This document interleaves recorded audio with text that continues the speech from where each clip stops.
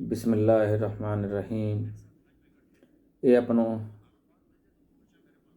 بندوں سے جلد راضی ہو جانے والے، اس بندے کو بخش دے جس کے پاس دعا کے سوا کوئی ہتھیار نہیں، کیونکہ تو جو چاہے کر سکتا ہے۔ میرے تمام دوست، احباب، ناظرین، میری سینئرز اور تم سب کو میری طرف سے السلام علیکم۔ کل میں نے مختصر سی آپ کو دو علماء کے وہ سنائے تھے، اس میں ایک تھے عبدالرحمن مدنی، غالباً شاید کراچی کے ہیں، لیکن ان کا جوش خطابت اور جوش انداز بغیر کسی مجمع کے قابل تحسین ہے، اور ان کا غصہ وہ بھی قابل تحسین ہے۔ تو آپ جو ہے کیوں نہ اسی غصے پہ بات کر لیں۔ تو غصہ کیا ہے؟ غصہ جو ہے جذبات کے بھڑکنے کا نام ہے، کیونکہ غصہ عقل کو اس کی فعالیت سے روک دیتا ہے، یعنی جو بھی کام کرنے جا رہا ہے اس کام سے اس کو روک دیتا ہے۔ یعنی غصہ جب آتا ہے تو عقل ختم ہو جاتی ہے، بالکل اس طریقے سے کہ جیسے حق آتا ہے اور باطل چلا جاتا ہے۔ اور غصہ کہاں کہاں اثر کرتا ہے؟ تمام اعضاء و جوارح پر قبضہ کر لیتا ہے۔ انتقام کا جذبہ زور پکڑ جاتا ہے، شدت سے ابھرنے لگتا ہے۔ اسی عالم میں خون کا دباؤ بہت تیز ہوتا ہے، اور یہ خون دل سے غیر معمولی حدت اور حرارت کے ساتھ رگوں پر دباؤ ڈالتا ہے، اور پھر اوپر دماغ کی طرف چلا جاتا ہے۔ اب شدید غصہ ہے تو دماغ کی شریان پھٹ بھی سکتی ہے اس کی، لیکن کیونکہ اس وقت شیطان غالب آ جاتا ہے۔ شیطان چاہتا ہی ہے کہ میں ہر طریقے سے بندے کو گھیروں اور اسے مارنے کی کوشش کروں۔ تو غصے سے انسان کا چہرہ وہ سرخ ہو جاتا ہے، سر میں درد کی ٹیسیں اٹھنے لگتی ہیں، سینے میں خون جوش کھانے لگتا ہے۔ یہ سب کچھ اب شیطان نے صرف تھوڑا سا پنچ کیا تھا، اس کے بعد آپ دیکھ لینا جیسے کل پنچ کیا تھا ان کو تو کس طریقے سے بات کرتے تھے وہ، مما مما مما مما مما مما مما مما، تقدس کا خیال کرتے کہ سنت رسول یہاں پہ ہے۔ ہمارے نبی اکرم صلی اللہ علیہ وسلم کتنے حلیم الطبع تھے، صحابہ کرام و اہل بیت کتنے صبر والے تھے۔ کیا حضرت علی نے جنگ میں عمر ابن عبدود کو صرف اس لیے نہیں چھوڑ دیا تھا کہ اب اگر میں نے تیری گردن کو کاٹا تو اس میں غصہ شامل ہو جائے گا، اور یہ کہا جائے گا کہ علی نے دین کے لیے نہیں غصے کے لیے جو ہے وہ غصے میں آ گئے تھے، تو اس میں یعنی ان پہ شیطنت غالب آ گئی تھی، نعوذ باللہ من ذالک۔ لیکن وہ ہٹ گئے اور وہ کہتے رہے یا علی یا علی، مجھے جلدی سے قتل کر دیں کہ میں مزید شرمندہ نہیں ہونا چاہتا۔ لیکن حضرت علی جب بالکل ٹھنڈے ہو گئے تب جا کے اس کی گردن اڑا دی۔ تو آپ نے دیکھا کہ خدا تعالیٰ کی راہ میں اگر مارنا بھی ہے تو غصے سے نہیں، تحمل سے، کیونکہ غصہ اگر آ گیا تو سمجھے کہ شیطان آ گیا، پھر جو عمل ہوگا غلط ہوگا۔ تو ہم نے کیا سبق سیکھا صحابہ کرام سے؟ میں تو انہی پہ چھوڑتا ہوں کہ وہ اس کا جواب دیں۔ تو سر میں درد کی ٹیسیں اٹھنے لگتی ہیں، سینے میں خون جوش کھانے لگتا ہے، پیشانی پہ سلوٹیں پڑ جاتی ہیں، ہونٹ سکڑنے لگتے ہیں، حتیٰ کہ دانت تک ظاہر ہونے لگتے ہیں۔ اب غصے کی اسی کیفیت میں انسان کو انتقام کے سوا کچھ نظر نہیں آتا، کچھ نہیں سوچتا، اور خون بہانے، خون پینے، بدلہ لینے کی پیاس جو ہے وہ اس کو اور طاقتور بنا دیتی ہے۔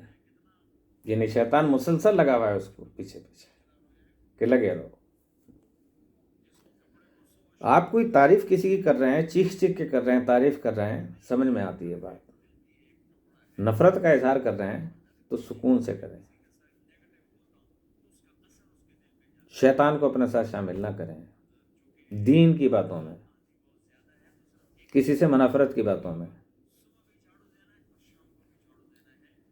بھائی دین بھی آپ کا ہے، مذہب بھی آپ کا ہے، ملک بھی آپ کا ہے، ہم تو اس ملک کے ہیں ہی نہیں، ہمارا تو کچھ بھی نہیں ہے۔ تو لہٰذا ہر کوئی یہاں پہ دین کا ٹھیکیدار بننے کے لیے تیار ہے۔ بہرکیف تو اسے بدلہ لینے کی پیاس انسان کو طاقتور بناتی تھی۔ اس بارے میں ایک عربی شاعر نے کیا خوب کہا کہ میں نے ایک پیچیدہ امتحان کے بعد انسان کے دشمنوں میں غصے سے زیادہ بدتر اور موذی دشمن نہیں دیکھا۔ یعنی کتنے پیچیدہ امتحان دیے ہوں گے اس نے۔ اب غصے کے عوامل کیا ہیں؟ نمبر 1 ہے وراثت، جو میں نے کہا تھا کہ بچے ماں کے پیٹ سے جو ہے وہ بچہ سیکھ کے آتا ہے، پچھلے میں نے بلاگس میں اپنے کہا تھا، آپ ملاحظہ کیجیے گا کہ تربیت 9 مہینے ہوتی ہے ماں کے پیٹ میں، اور جاپان نے 9 مہینے کی جس وقت وہ ڈیلیور ہوتا ہے تو 9 مہینے اس کی ایج جو ہے نا وہ اپنی کتابوں میں لکھتے ہیں۔ تو اعصاب کی حساسیت یہ بھی ماں کی اور باپ کی طرف سے منتقل ہو رہی ہے۔ غلط تربیت وہ بھی ماں باپ کی طرف سے۔ جیسا بیج ڈالا ہے اور جس زمین میں ڈالا ہے، وہ زمین اگر ایسی ہے زرخیز تو اچھا بچہ ہوگا۔ بیج خراب ہے، زمین زرخیز ہو تب بھی مزہ نہیں آئے گا، اور زمین جو ہے وہ زرخیز ہو، بیج غلط ہو تب بھی مزہ نہیں، اور بیج صحیح ہو اور زمین بنجر ہو، اس صورت میں بھی جو ہے وہ انسان کو وہ اولاد نہیں مل سکتی۔ تو وہ بھی اسی سے ملتی ہے۔ غذا کی خرابی کہ جو طبیعت کے زہریلے ہونے کا سبب بنتی ہے، وہ غذا بھی انہی دنوں میں کھائی جاتی ہے، بعد میں کھا لو بھائی، جب بچہ دنیا میں آ جائے اس کے بعد کھا لو۔ تو خیر، غرور، تکبر، خود پسندی، شوخی، مذاق اڑانا، ذلت و بدنامی، دھوکے بازی، مال جمع کرنے اور مقام حاصل کرنے کے لیے انتہائی حریص و لالچ ہونا، یہ 7 خصلتیں ہیں جو میں نے آپ کو بتائیں۔ عموماً یہ 7 خصلتیں انسان کی بری عادات میں شمار ہوتی ہیں اور غصے کو بڑھاتی ہیں، اور یہ طے شدہ بات ہے کہ جب تک یہ خصلتیں نہ چھوٹ جائیں انسان غصے کے شر سے محفوظ نہیں رہتا ہے۔ غصہ بذات خود ایک شر ہے کہ جس میں وہ اس نے آپ کو مبتلا کر دیا، اور فتنہ اور شر جو ہے وہ آپ جانتے ہیں کہ کیا چیز ہے، قتل سے بھی زیادہ جو ہے نا اس کا گناہ ہے۔ تو انسان غصے کے شر سے محفوظ نہیں رہتا ہے۔ نیز وہ بیماریاں جو انسان کو غصے کی وجہ سے لاحق ہوتی ہیں کیا ہیں؟ ہڈیوں کو بوسیدہ کر دینے والا، پھیپھڑوں کا تپیدق، ٹی بی، اعصابی گرمی، ہر وقت غصہ، مختلف اقسام کی خونریزی، نظام ہاضمہ کی خرابی۔ اب ڈاکٹروں کے پاس جاتے رہو، اپنا دماغ بھی خراب کرتے رہو، اپنا پیسہ بھی خرچ کرو، وقت بھی برباد کرو، اور پھر یہ کہا جاتا ہے کہ جن لوگوں کو بہت جلد غصہ آ جاتا ہے وہ ہاری سے ملتی جلتی بیماریوں میں مبتلا ہو جاتے ہیں۔ ہاری کیا ہے؟ باولا پن، دیوانگی، کتے کی خاص بیماری ہے یہ، کہ اگر وہ اپنے غصے کی کیفیت میں کسی کو کاٹ لے تو وہ دردناک موت کا شکار ہو جاتا ہے دوسرا بندہ۔ اس بات سے ظاہر ہو گیا کہ غصے میں بھرے ہوئے لوگوں کا تھوک نہ صرف ان کے لیے بلکہ دوسروں کے لیے بھی زہر قاتل بن جاتا ہے، کیونکہ یہ ایک روحانی مرض ہے، اور جب یہ طاری ہوتا ہے تو ایک خطرناک مصیبت بن جاتا ہے، اور نہ صرف غصے میں بھرے ہوئے انسان کے لیے نقصان دہ ہے بلکہ دوسروں کے لیے بھی انتہائی ضرر رساں ہے، اس کو بھی نقصان پہنچانے کا باعث بن سکتا ہے، کیونکہ شدید غصہ انسان کو پاگل کر دیتا ہے، اسے دیوانہ وار جنونی حملات پر اکساتا ہے، جبکہ عام حالات میں انسان ایسا قدم نہیں اٹھا سکتا۔ بہت سے دانش مندوں، فلسفیوں، اتباع اور حکیموں نے اس بیماری کے علاج کے لیے طرح طرح کی دوائیں تجویز کی ہیں، لیکن کوئی خاص فائدہ نہیں ہوا۔ لیکن دین مبین، ایک سچا دین جو ہمارے نبی کریم صلی اللہ علیہ وسلم اللہ کے لے کر آئے، جسے کہ اللہ نے پسند کیا کہ دین تو صرف دین اسلامی ہے، جو حکمت و معرفت کا سرچشمہ بھی ہے، اس نے بہت آسانی سے مرض کا علاج کیا، کہ حضور اکرم صلی اللہ علیہ وسلم فرماتے ہیں کہ جب انسان پہ غصہ طاری ہو تو اسے چاہیے کہ وہ کھڑا ہو تو بیٹھ جائے، اور اگر بیٹھا ہو تو لیٹ جائے، اور اگر اس کے باوجود اپنے غصے پہ قابو نہ پا سکے تو اسے ٹھنڈے پانی سے ہی بجھایا جا سکتا ہے۔ اور ہمارے چھٹے امام نے فرمایا کہ غصہ ہر برائی اور شر کی کنجی ہے، غصہ قلب حکیم کو، حکمت کو، دوائیوں والی حکمت نہیں ہے، وہ بھی اس میں شامل ہے، لیکن اللہ کی حکمتیں بھی ہیں، آپ کی حکمت بھی وہی ہوتی چاہیے اللہ کی سنت کے مطابق۔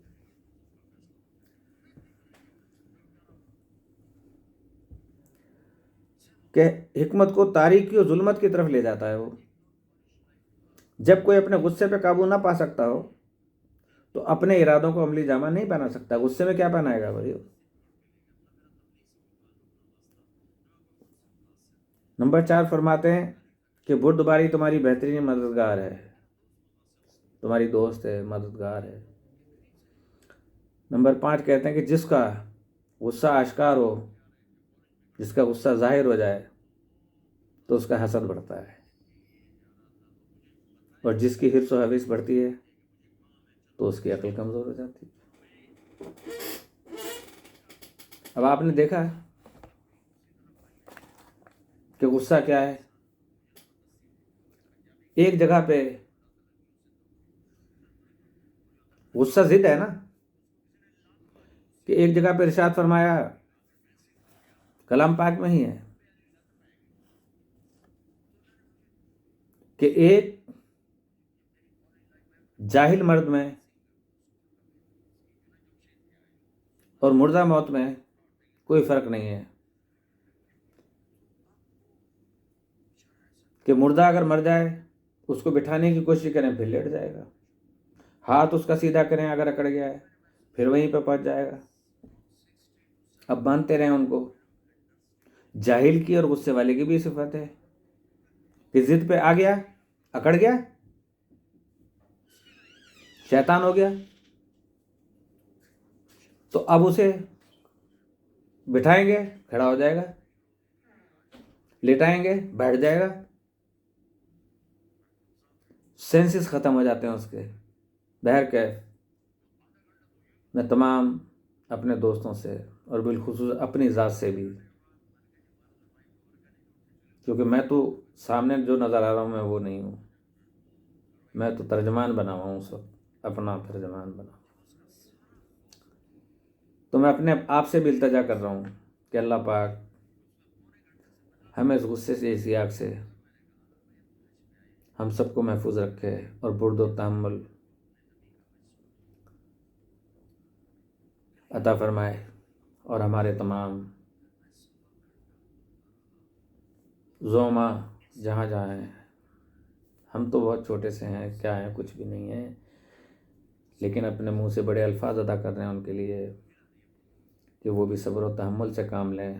2 ملک یا 2 بھائی آپس میں لڑتے ہیں تو نبی کریم صلی اللہ علیہ وسلم نے ارشاد فرمایا ہے کہ 2 بھائیوں کو ملا دینا ثواب جاریہ ہے. اب یہ ثواب جاریہ کوئی بھی حاصل کر لے یا اپنے لیے جو ہے گناہ جاریہ کر لے. خوب اختلاف پیدا کرو، خوب مارو ایک دوسرے کو، کاٹو پیٹو، یہی ہوتا رہے گا. بہرحال اس کے بعد میں آپ سے اجازت چاہ رہا ہوں اس بات کی، اور ایک چھوٹا سا نسخہ میں ان لوگوں کے لیے کہ جن کے مسیں ہوں، خونی ہوں،